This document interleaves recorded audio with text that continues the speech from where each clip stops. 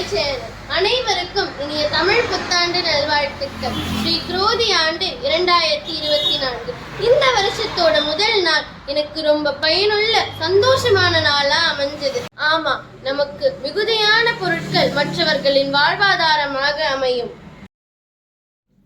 அதனால் இன்று ஒரு தீர்மானம் எடுத்துள்ளேன். ஆடை இல்லாத மனிதன் அரை மனிதன் ஆகின்றான்.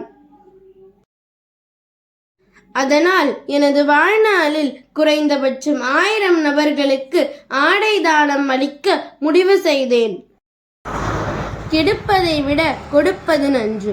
அதை இந்த இனிய நாளில் ஆரம்பிக்கின்றேன்.